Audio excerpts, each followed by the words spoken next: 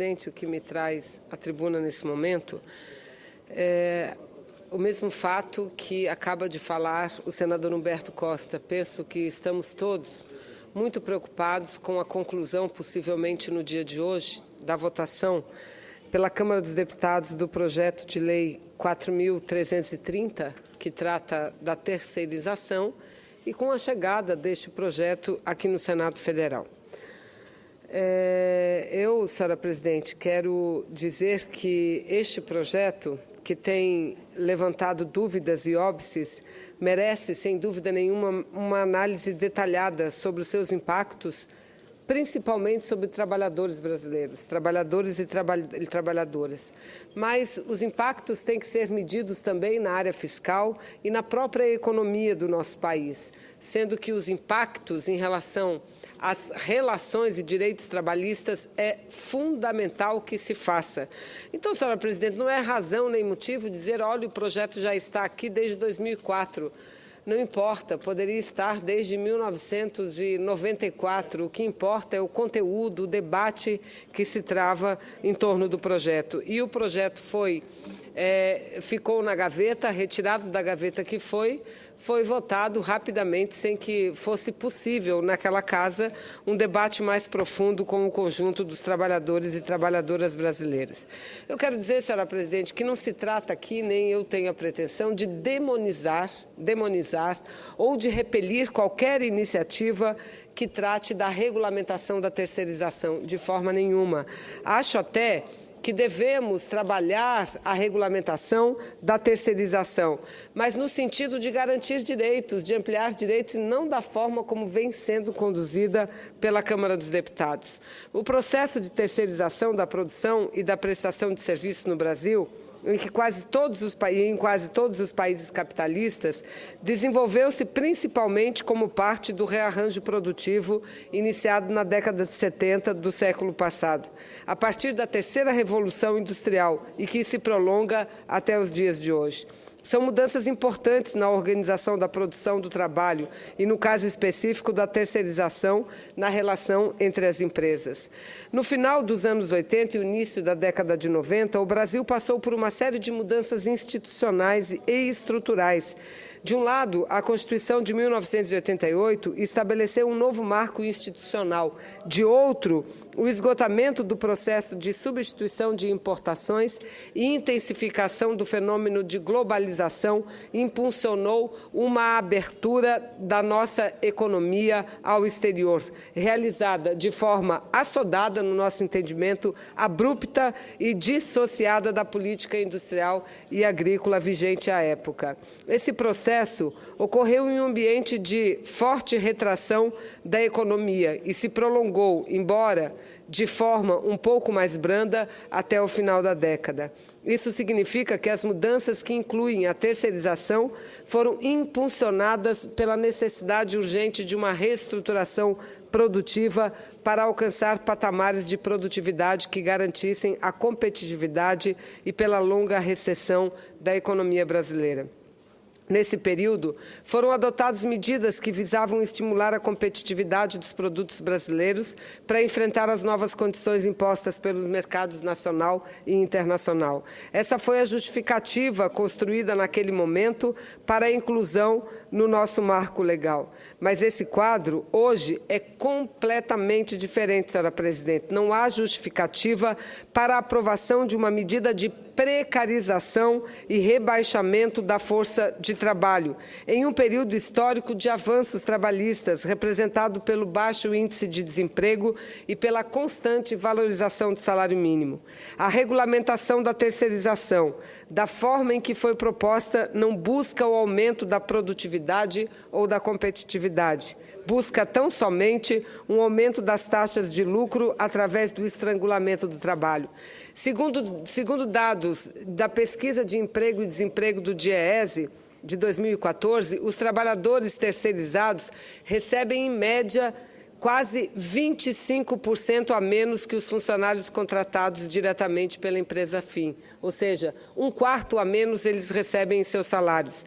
E, visto que as mulheres ganham, em geral, somente 80% do salário dos homens, isso significa que os seus rendimentos seriam ainda menores. Além disso, as mulheres já são a maioria dos trabalhadores terceirizados, por um agravante histórico da própria construção do patriarcado, o qual relega às mulheres, de forma naturalizada, uma posição subalterna no mercado e as reserva às posições com piores rendimentos e mais desvalorizadas socialmente.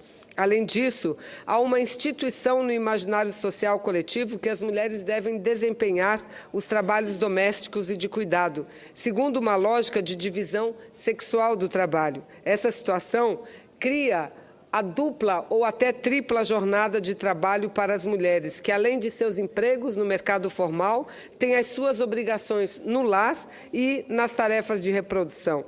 Segundo um estudo produzido pela liderança do meu partido, o PCdoB, na Câmara dos Deputados, no que tange à jornada de trabalho, por exemplo, senhora presidente, os terceirizados trabalham em média 3 horas a mais semanalmente, sem considerar as horas extras ou os bancos ou o banco de horas. Isso implica em uma redução superior a 882 mil postos de trabalho, uma redução de mais de 882 mil postos de trabalho, do que se a jornada dos terceirizados fosse igual à jornada dos empregados diretos. O tempo de serviço em uma empresa de trabalhadores diretos é, em média, 5,8 anos, enquanto que o tempo de serviço dos terceirizados ficam apenas, em média, 2,7 anos em cada empresa, o que mostra o aumento do grau de rotatividade e o aumento maior, a maior rotatividade nas empresas que trabalham fornecendo mão de obra através da terceirização.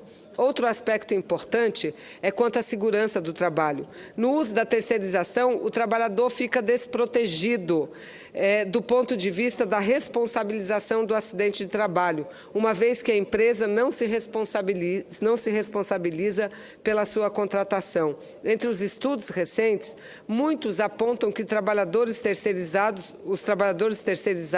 como as principais vítimas de trabalho, dos acidentes de trabalho, aliás, vários deles fatais. O trabalhador terceirizado, não raras vezes, é contratado de forma a burlar a legislação trabalhista, mediante contratos temporários e contratos de pessoa jurídica, que passam à margem do conjunto dos direitos trabalhistas conquistados pelo movimento sindical organizado durante décadas e décadas, senhora presidente. Para as mulheres, isso representa mais precarização e maior flexibilização do trabalho, o que já é uma realidade para a maioria,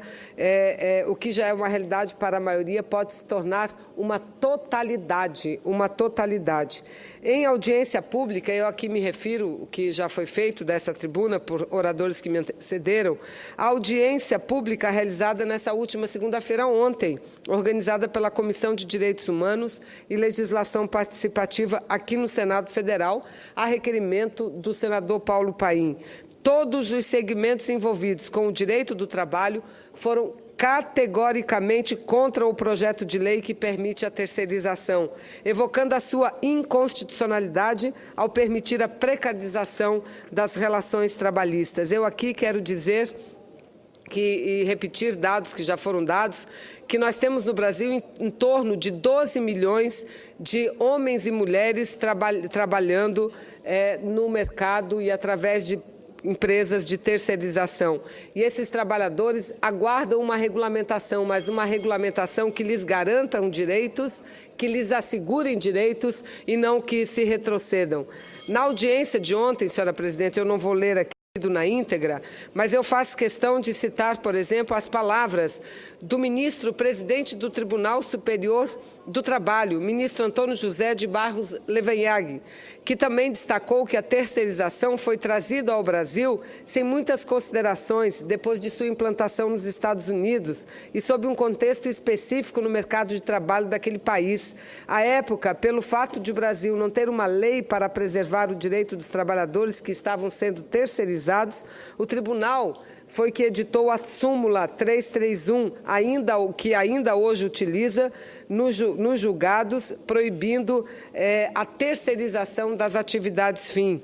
Então, foi uma manifestação importante, contrária ao processo de terceirização, assim como a própria visão do Ministério Público, que foi muito clara em rechaçar a iniciativa, como fez a Câmara dos Deputados, de regulamentação dessa forma equivocada da terceirização. Não foi diferente a posição da ANAMATRA, representada pela doutora Noêmia Aparecida Garcia Porto, lembrando a posição da OIT, desde 1919, se comprometendo em garantir direitos aos trabalhadores, sejam eles quem for, trabalhando direta ou indiretamente. Então, senhora presidente, eu repasso às suas mãos o meu pronunciamento, deixando claro não só a nossa opinião contrária ao projeto da forma como vem sendo votado, mas a necessidade dessa Casa debater de forma profunda algo que diz respeito a tantas pessoas nesse país, homens,